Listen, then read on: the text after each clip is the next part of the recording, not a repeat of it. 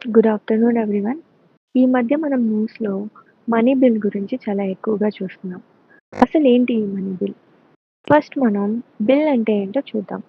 ఒక బిల్ అనేది పార్లమెంట్‌లో ఏదైనా లెజిస్లేషన్ చేయడానికి ప్రపోజల్ లాంటిది. ఆ ప్రపోజల్ అనేది ఫస్ట్ లోక్‌సభలో పాస్ అయ్యి, రాజ్యసభలో పాస్ అయ్యి, ప్రెసిడెంట్ అసెంట్ కూడా దానికి వచ్చేస్తే అది యాక్ట్ అవుతది. బిల్ అనేవి రో లోక్‌సభలోనూ ఇంట్రొడ్యూస్ చేస్తారు. రాజ్యసభలో కూడా ఇంట్రొడ్యూస్ చేస్తారు.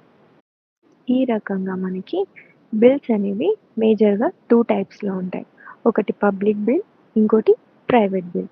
పబ్లిక్ బిల్ అనేది ఓన్లీ మినిస్టర్‌తోనే ఇంట్రొడ్యూస్ అవుతది పార్లమెంట్‌లో.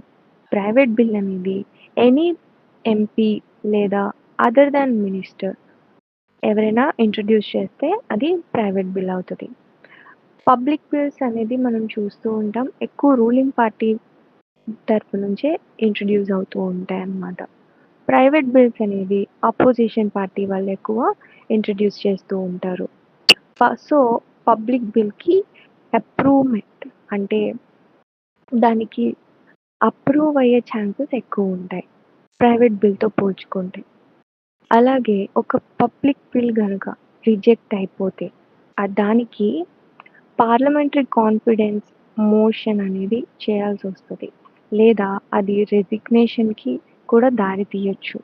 బట్ ఒక ప్రైవేట్ బిల్ గనక రిజెక్ట్ అయిపోతే దానికి ఎలాంటి కాన్ఫిడెన్స్ అక్కర్లేదు. రెసిగ్నేషన్ కూడా అవసరం రాదు. Same way and public bill అనేది రె 7 డేస్‌కి ముందే నోటీస్ పంపాలి. ఒక పబ్లిక్ బిల్ అనేది ఇంట్రొడ్యూస్ చేస్తున్నామంటే 7 డేస్ బిఫోర్‌గానే నోటీస్ అనేది పంపిస్తాము. అదే ఒక ప్రైవేట్ బిల్ ఇంట్రొడ్యూస్ చేయాలంటే దానికి 1 మంత్ బిఫోర్‌గానే నోటీస్ పంపాల్సుంటుంది. అండ్ ఈ పబ్లిక్ బిల్ అనేది ఒక ఆ బిల్‌కి సంబంధించిన మ్యాటర్‌కి పర్టిక్యులర్ డిపార్ట్‌మెంట్స్ ఉంటాయి కదా! ఆ డిపార్ట్‌మెంట్‌తో కన్సల్ట్ అయ్యి ప్లస్ లా డిపార్ట్‌మెంట్‌తో కూడా కన్సల్ట్ అయ్యి డ్రాఫ్ట్ చేయాల్సి ఉంటుంది. అండ్ ప్రైవేట్ బిల్‌ని డ్రాఫ్ట్ చేయడానికి పూర్తి రెస్పాన్సిబిలిటీ ఆ మెంబర్ మీదే డిపెండ్ అయి ఉంటుంది. అంటే ఎవరైతే ఆ ప్రైవేట్ బిల్‌ని ఇంట్రొడ్యూస్ చేస్తున్నారో వాళ్ళ మీద డిపెండ్ అయి ఉంటుంది.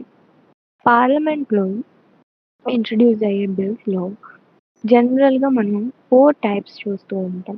ఒకటి ordinary bill, money bill, finance bill financial bill and constitution amendment bill.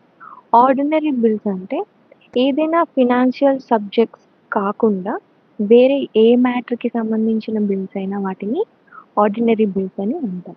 Money bills అంటే ఏదైనా ఫినాన్షియల్ మ్యాటర్స్‌కి సంబంధించింది. లైక్ టాక్సేషన్ గానీ, పబ్లిక్ ఎక్స్‌పెండిచర్ గానీ, ఇలాంటి వాటికి సంబంధించిన బిల్స్‌ని మనీ బిల్స్ అంటూ ఉంటాం.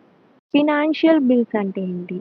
మనీ బిల్స్ కాకుండా వేరే ఫినాన్షియల్ మ్యాటర్స్ ఏవైనా ఉంటే వాటిని ఫినాన్షియల్ బిల్స్ అని అంటూ ఉంటాం. కాన్స్టిట్యూషన్ అమెండ్మెంట్ బిల్స్ అంటే ఏంటంటే కాన్స్టిట్యూషన్‌లో ఏమైనా ప్రొవిజన్స్‌ని అమెండ్ చేయడానికి ఏవైనా బిల్స్ ఇంట్రొడ్యూస్ చేస్తే వాటిని కాన్స్టిట్యూషన్ అమెండ్మెంట్ బిల్స్ అని అంటూ ఉంటాం. మనీ బిల్‌ని డీటెయిల్‌గా చూద్దాం. మనీ బిల్ అనేది ఓన్లీ లోక్‌సభలోనే ఇంట్రొడ్యూస్ చేయాలి. రాజ్యసభలో చేయకూడదు.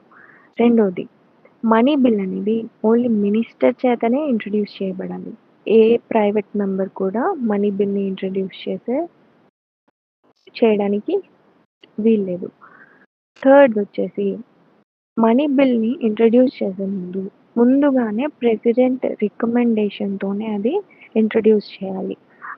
అందుకే మనీ బిల్స్ ఎక్కువ ప్రెసిడెంట్ రిజెక్ట్ చేసే స్కోప్ అనేది ఉండదు. నెక్స్ట్ రాజ్యసభలో మనీ రాజ్యసభ రాజ్యసభకి మనీ బిల్‌ని రిజెక్ట్ చేసే స్కోప్ లేదు. మనీ బిల్‌ని అమెండ్ చేయలేదు రాజ్యసభ. బట్ ఏం చేయగలదు? రిటర్న్ చేస్తది. రికమెండేషన్స్‌ని రికమెండేషన్స్ ఇచ్చి గానీ, లేదా రికమెండేషన్స్ ఇవ్వకుండా కూడా రిటర్న్ చేసే రైట్స్ ఉంటాయి రాజ్యసభకి. లోక్‌సభ ఏం చేస్తది? ఒకవేళ రికమెండేషన్స్ ఇస్తే వాటిని యాక్సెప్ట్ చేస్తే చేస్తది. లేదా రిజెక్ట్ చేస్తే చేసేస్తది. మళ్ళీ పాస్ చేస్తది. అప్పుడు పక్కాగా రాజ్యసభ దానికి యాక్సెప్ట్ చేయాల్సిందే. నెక్స్ట్ వచ్చేసి రాజ్యసభకి మినిమమ్ 14 డేస్ టైమ్ పీరియడ్ ఉంటది. ఈలోపే రాజ్యసభ దాన్ని యాక్సెప్ట్ చేయాల్సి ఉంటుంది. అండ్ ఒకవేళ రాజ్యసభ కానీ ఈ బిల్‌ని రిజెక్ట్ చేసేసినా కూడా ఓన్లీ లోక్‌సభ అప్రూవ్‌మెంట్‌తోనే ప్రెసిడెంట్ అసెంబ్లీకి వెళ్ళిపోతుంది. And no provision for joint sitting అనమాట. ఒకవేళ రాజ్యసభ దీనికి అప్రూవ్ చేయకపోతే రాజ్యసభ ప్లస్ లోక్‌సభకి జాయింట్ సిట్టింగ్ అనేది ఉండదు. డైరెక్ట్‌గా బిల్ అనేది పాస్ అయిపోతుంది. అండ్ ఒకవేళ లోక్‌సభలోనే ఈ మనీ బిల్ అనేది డిఫీట్ అయిపోతే మెజారిటీ రాకపోతే గవర్నమెంట్ అనేది రిజైన్ చేయాల్సి ఉంటుంది. అండ్ ముందే చెప్పాను కదా! ఈ బిల్ ప్రెసిడెంట్ రికమెండేషన్‌తోనే ఇంట్రొడ్యూస్ చేస్తారు కాబట్టి ప్రెసిడెంట్ దీన్ని రిజెక్ట్ చేయలేడు అండ్ రిటర్న్ కూడా చేయలేడు.